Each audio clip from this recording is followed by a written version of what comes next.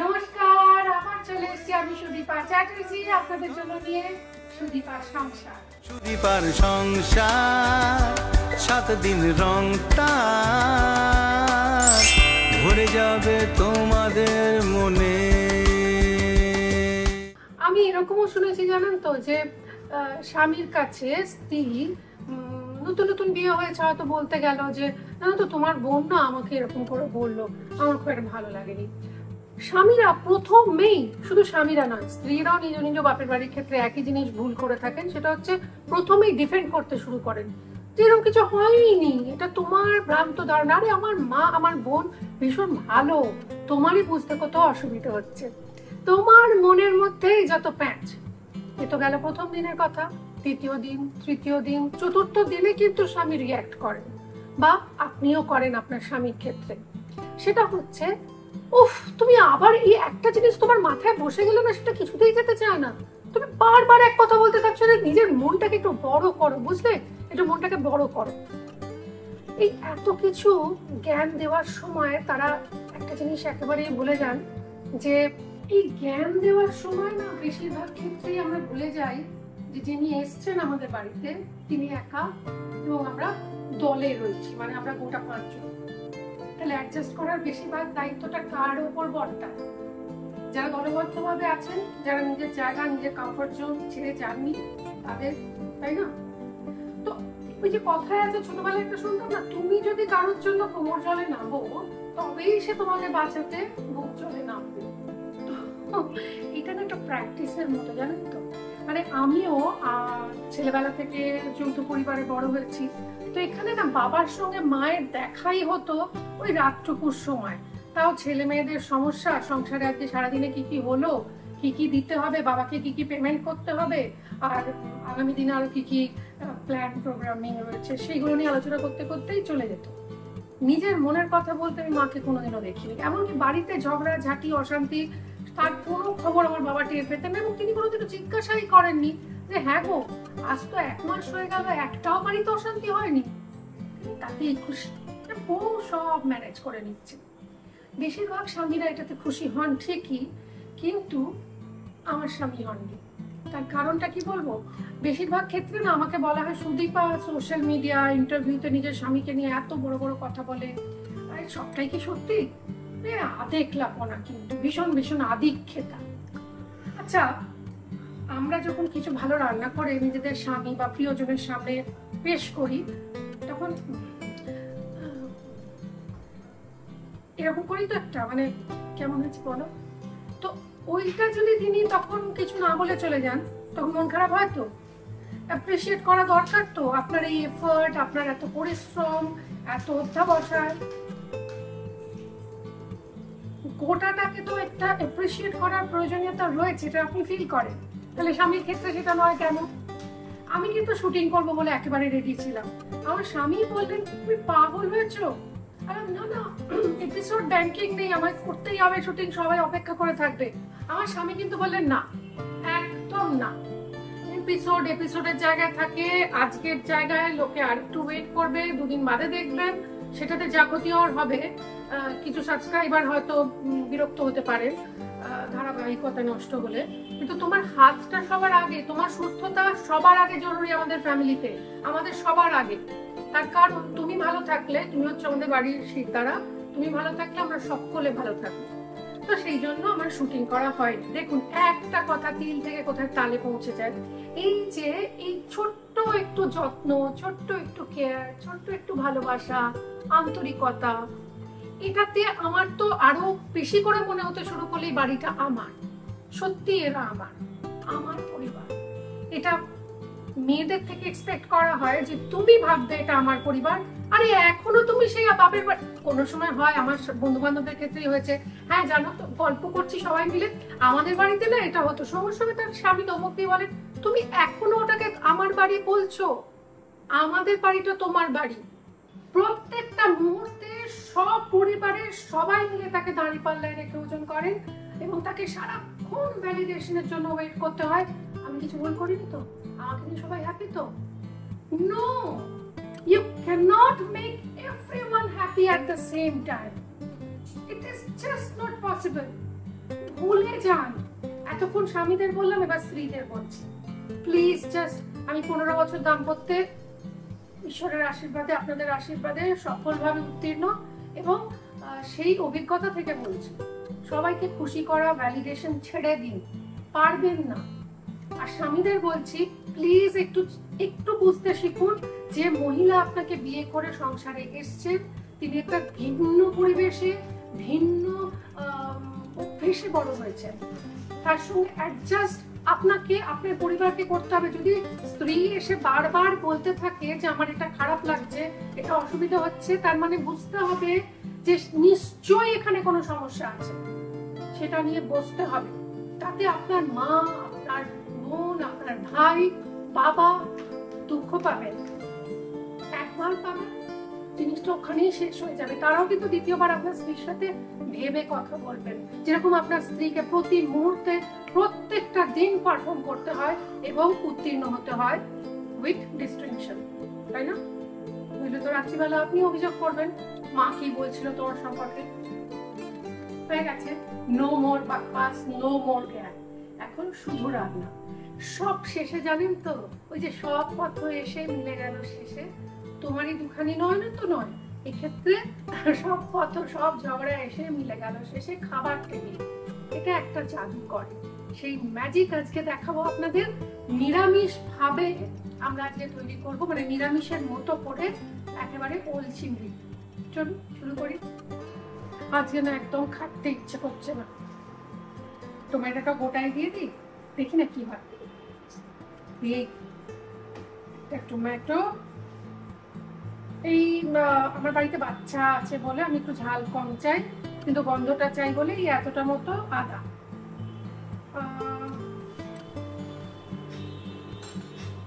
ঝাল কম চাই, তা বলে একেবারেই নয় তা নয়। বাচ্চারা থাকলে শুকনো লঙ্কার চেয়ে কাঁচা লঙ্কাটা ব্যবহার করাই ভালো। এই 2টো কাঁচা লঙ্কা দিলাম, 2টো কাঁচা লঙ্কা, 2টো তেজপাতা, এই ধরুন 4-5টা মতো। এটা একটুখানি ব্যাপারটা আরো সুস্বাদু করার জন্য, না হলে দেবেন না। এটা হচ্ছে কাজু। আর পোস্তটা কাজু যদি দেন তবেই দেবেন, নইলে দেবেন না। পোস্ত যা দাম এখন পোস্তর, বাপরে বাপ। এইবার একটু জল,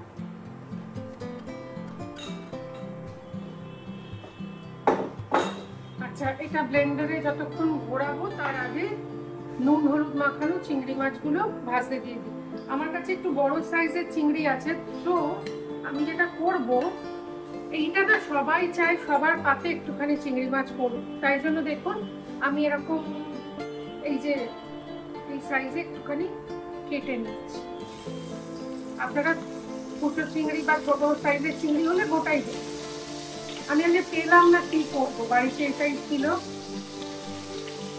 এটা বড় বাগদা, আমি লেজাটাও দিয়ে দিই, আমার ভালো লাগে।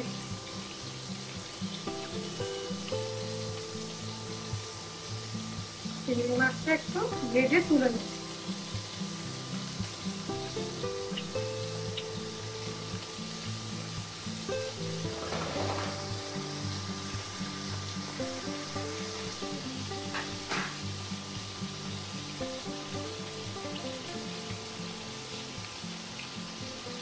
Deep gravy,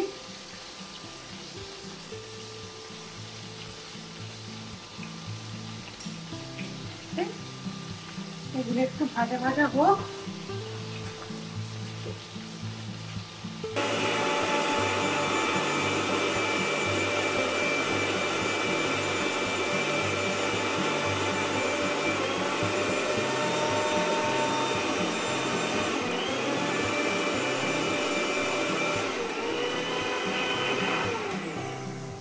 চিংড়ি মাছটা ভেজে তুলে নিই।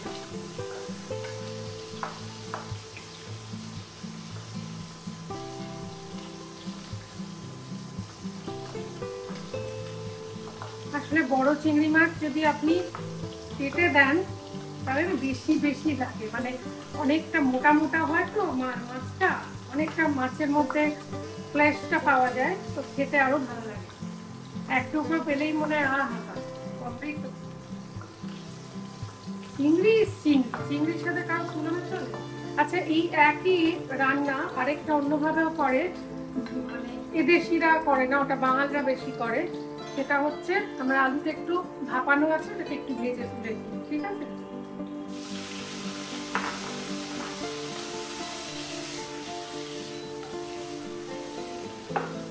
ভাজা ভাজা হোক, আবার দেখি মশলাটা কত।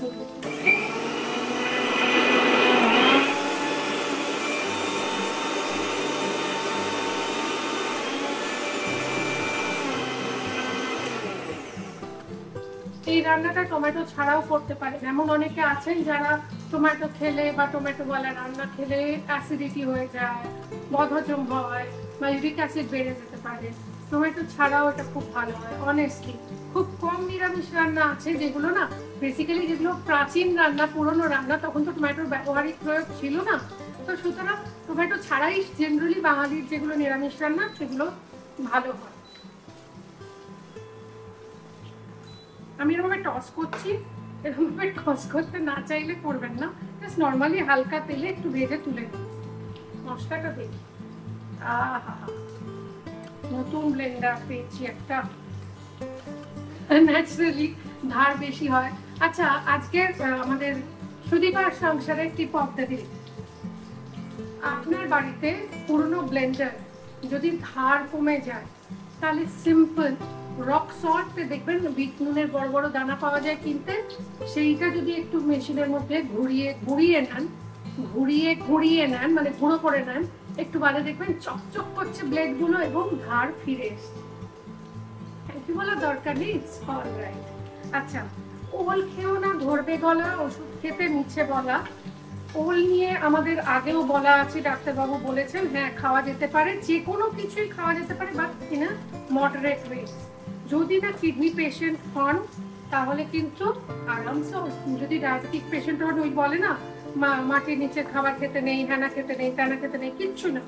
আপনি যদি ক্যালোরি কন্ট্রোল করে খান, আমি নিজে দেখেছি আমার বাড়িতে, আমি সবসময় ডায়াবেটিক পেশেন্ট নিয়ে ডিল করি, সো কিচ্ছু হয়, আমি এভরিডে মনিটরিং করে দেখেছি। যদি একটু ধরুন যেদিনকে একটু এরকম বেশ কষিয়ে চিংড়ি মাছ দিয়ে ওল চিংড়ি খাচ্ছেন, সেদিনকে ভাতটার পরিমাণ কমিয়ে দিন, সেদিনকে অবশ্যই ভাতটা কমিয়ে দিন, রাত্রিবেলা রুটি একটা কমিয়ে দিন, ক্যালোরি মেপে খেলে কিচ্ছু হয়। ব্যাস, আলুগুলো ভাজা ভাজা হয়ে গেছে, আলুটা ভাপানো রয়েছে, ওলটা ভাপানো নেই। এইবার আমি মানে অ্যাকচুয়াল রান্নাটা শুরু করব। আমি ধরি ধরো যেখানে রান্না করি, আমার কিচেনটা এই দিকে, এটা জাস্ট আপনাদের জন্য একটা সাজানো গোছানো ভাবে রান্নাটা করা হয়। এবং আমার স্বামী ভদ্রলোকটি বাড়িতে কাজকর্ম না থাকলে, যখন একটু ফ্রি টাইম পান, অবসর পেলেই আপনি দেখতে পাবেন যে তিনি পরিষ্কার করছেন। He loves to do the dustings and all, খুব ভালোবাসে। তো আমার ক্ষেত্রে উপকারী হয়েছে। লোকে ভাবে আমি বাড়ি ঘর গুছিয়ে রাখি, আমি চুপ করে হাসি, কিছু বলি। আজকে বলে ফেললাম। আচ্ছা, ঘি দিলাম একটু ওই তেলের উপরে, যেটার মধ্যে আলু আর চিংড়ি ফ্রাই হয়েছে। এই তেলটা ফেলবেন না, এতে চিংড়ির গন্ধটা থেকে গেছে, মানে একেবারে। এবার কিছুই না, সামান্য এই রান্নাটাতে ফোড়ন একদম ভালো লাগে না। আপনারা পছন্দ করলে জিরে ফোড়ন, তেজপাতা ফোড়ন দিতেই পারেন, কিন্তু আমি ব্যক্তিগতভাবে খুব একটা পছন্দ করি না। এর মধ্যে কি কি আছে? টমেটো, আদা, কাঁচা লঙ্কা আর তেজপাতা আর কাজু পোস্ত। কাজু পোস্ত মানে কাজু বাদাম আর পোস্ত সব পেটে দেওয়া হয়েছে, একটা সুন্দর গন্ধ বেরিয়েছে। এইভাবে আপনি চা রান্না করবেন, ভালো হবে। আচ্ছা, আমাকে অনেকে জিজ্ঞাসা করেছেন সুদীপা, পেঁপের তরকারি না খুব উপকারী একটি খাবার এবং এটা নিরামিষ খাবার। রুটি দিয়ে রাত্রিবেলা যদি পেঁপের তরকারি সপ্তাহে 2 দিন অন্তত খান, তাহলে কিন্তু হজমের সমস্যা হবে না, স্কিন গ্লোয়িং হবে। এবং ডায়াবেটিক পেশেন্ট যারা, আজকাল তো বাড়িতে ঘরে ঘরে ডায়াবেটিক পেশেন্ট, তাদের জন্য ভীষণ উপকারী, খুব ভালো। এই মশলাটা থেকে দেখবেন আপনি নিজেই একটা সুন্দর গন্ধ পাবেন। এটা যখন একটু কষিয়ে আসবে, এর মধ্যে এক এক করে মশলা দিয়ে কষাবো। আমি যেহেতু জিরে ফোড়ন দিইনি, সেই জন্য আমি হলুদের সাথে এর মধ্যে দেব বেশ খানিকটা জিরে গুঁড়ো, এটাও হজমে হেল্প করে। আপনার বাড়ির পোষ্যটির খাবারে যদি সে সারমেয় হয় অবশ্যই জিরে গুঁড়ো ব্যবহার করতে পারেন বা জিরে বেটেও দিতে পারেন। It is very good for their stomach. একটু ধনে গুঁড়ো অল্প সামান্য, না দিলেও চলে, সামান্য লঙ্কা গুঁড়ো আর আন্দাজ মতো নুন। আজকাল না আমার কি সমস্যা হয়েছে, আপনাদেরও প্রায় হয় নিশ্চয়ই, দেখবেন এই আপনার হাতে সব আন্দাজ ঠিক আছে, আবার এই সবাই খেয়ে বলছে বাবা কি নুন, কি নুন, তুমি কি দুবার করে নুন দিয়েছো। সমস্যাটা আপনার না, সমস্যাটা যিনি বাড়িতে গ্রসারি কিনছেন তার বলছি। আচ্ছা ধরুন আপনি কিরম বলছি, ধরুন আপনি একটি বিশেষ কোম্পানির নুন ব্যবহার করে অভ্যস্ত, এবার সেই কোম্পানিটার বদলে অন্য কোম্পানির নুন, দুটোই আয়োডাইজ নুন, কিন্তু আয়োডিনের মাত্রা রকম ফেট থাকে, তার জন্য কিন্তু নুনটা ভাবটা যা বাড়ে। তো যেটাতে আপনি অভ্যস্ত সেটাই ব্যবহার করুন, নচেত একটু টেস্ট করে দেখে নেবেন, বুঝতে পারবেন, নিজেই বুঝতে পারবেন এটা নোনতা ভাব বেশি কম দিতে হবে। আবার যারা ধরুন উপোসের জন্য নিরামিষ রান্না করছেন সৈন্ধব লবণ ব্যবহার করেন, তাদের ক্ষেত্রে কিন্তু সৈন্ধব লবণ কিন্তু এমনি নুনের থেকে বেশি দরকার হয়, কারণ ওতে আয়োডিনের মাত্রা থাকে কম। এই যে নুন নিয়ে এখানে আমি, আপনি বলবেন সুদীপা তুমি কি ডাক্তার হয়ে গেছে? হ্যাঁ, ডাক্তারবাবুদের সাথে থেকে থেকে তাদের সব পরামর্শ মেনে মেনে আমার খুব ভাল লাগে এই বিষয়টা, তাই জানতে ইচ্ছে করে, পড়াশোনাও করি। আচ্ছা এই গাটি কচুগুলো যেগুলো রেখেছিলাম সেগুলো দিয়ে দিলাম। আমি আর ভাজলাম না গাটি কচু, অনেকে ভেজে দিতে পছন্দ করেন, আমার বারবার বলছি স্বাস্থ্যের দিকটা খেয়াল রেখে আমার এটা ভালো লাগে না, এটা ফ্রাই করার দরকার নেই, আলুটা যেহেতু ভাপানো আছে তাই এটা ফ্রাই করলাম।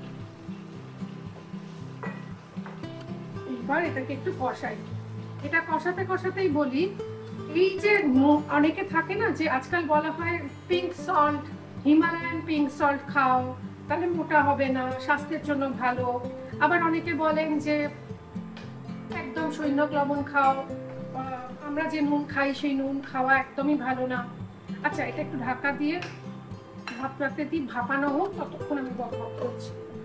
সেটা হলো আপনারা একটু গুগলে সার্চ করলেই দেখতে পাবেন, বা পুরোনো কোনো মানুষের কাছ থেকে খোঁজ নিলেই জানতে পারবেন, দেশের স্বাধীনতার পর আমাদের দেশে এই যে আয়োডাইজড নমক বা আয়োডাইজড নুন, এটা কিন্তু আমাদের আইনগতভাবে স্বীকৃত একটি পদ্ধতি।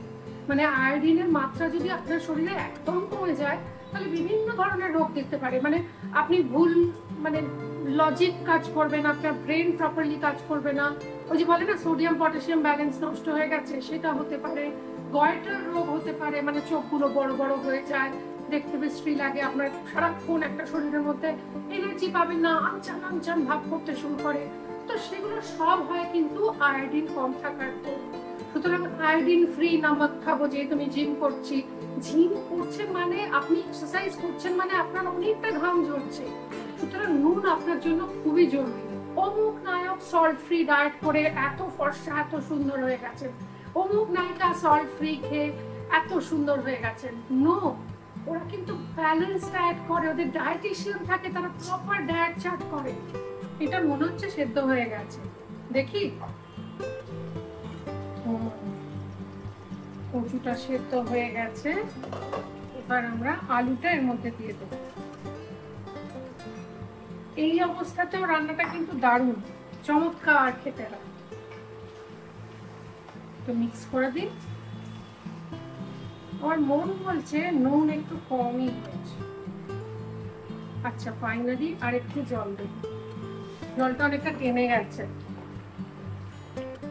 জল এটা এই ক্ষেত্রে না আজকে আমার ইলেকট্রিক কেটলিটা একটু গড়বড় করছে, তাই আদারওয়াইজ আপনারা গরম জলই ব্যবহার করবেন, একদম ফুটন্ত। একটা পাশে কেটলিতে জল বসিয়ে রাখবেন, সেটা ইলেকট্রিক হতে পারে এমনি নন ইলেকট্রিক হতে পারে, কোনো অসুবিধা নেই। এইবার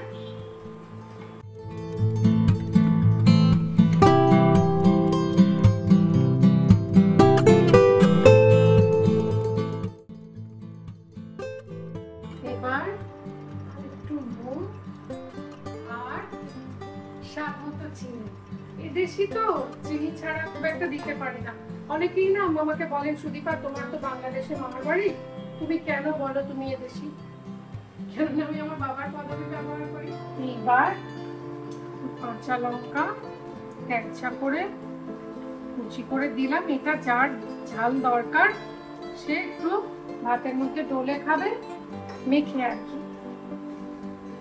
আর যার ভালো লাগবে না জাস্ট সরিয়ে রেখে দেবেন। তবে চিংড়ি মাছ তো একটু লঙ্কা না থাকলে ভালো লাগে না। চিংড়ি মাছটা মিশিয়ে দিলাম। আর অবশ্যই চিংড়ি মাছ ভেজে রাখার পরে জুসটা, এটা সবচেয়ে ইম্পর্টেন্ট, ওটা ফেলবেন না কখনো, ওতেই আসল স্বাদ থাকে। ব্যাস অলমোস্ট। এটাতে না অনেকে গরম মশলা গুঁড়ো দেয়, আমার ভালো লাগে না। আমার কি জানে বাবা, এরকমই ভালো লাগে। আপনাদের যদি মনে হয় ইচ্ছে করে, খুব ইচ্ছে করে, একটু গরম মশলা বা ভাজা মশলার গুঁড়ো ছড়িয়ে দিতে পারেন। এবার এটা একটু লাস্ট একটা দম দেব। দমটার জন্য একটু ফুটি ধোয়া জল, দেখছেন কত জল টানছে, এই নিয়ে আমি 3 বার প্রায় জল দিলাম।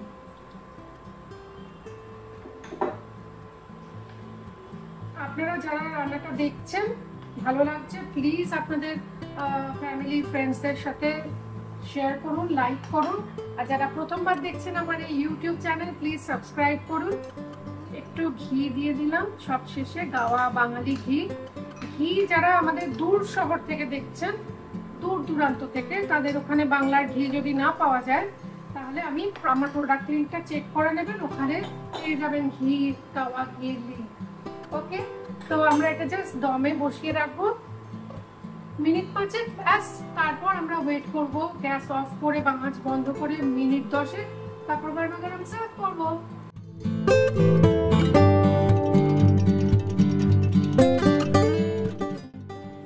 জানি সকলে কি বলছে, যে রান্না বান্না সবই হলো সুদীপা, কিন্তু এই যে এত বড় বড় তর্কের ঝড় তুললে তুমি, এত বড় বড় কথা বললে, কিন্তু সলভটা তো বললে না। অন্যকে দিকে আঙুল তোলা খুব ইজি, কিন্তু তার প্রবলেমটা সলভ করা খুব ডিফিকাল্ট। বেসিক্যালি না, মেয়েরা খুব একটা বেশি কিছু চায় না, জানেন তো। শুধু যদি আপনি স্বীকার করে নেন যে হ্যাঁ আমি বুঝতে পারছি তোমার কোথাও একটা সমস্যা হচ্ছে এবং তোমার কথাগুলো ঠিক, এবং এর একটা ভ্যালিউ করা, যে হ্যাঁ আমি এটা নিয়ে কথা বলবো। দেখবেন পরের দিন তিনি এসে বলছেন, স্নান করে এসে আপনি যখন অফিস বেরোচ্ছেন তখন এসে বলছেন, শোনো না কালকে তোমায় বললাম না, তুমি আমার এই নিয়ে আমার সাথে ঝগড়া করতে জানা যাবে, যা আছে ঠিক আছে।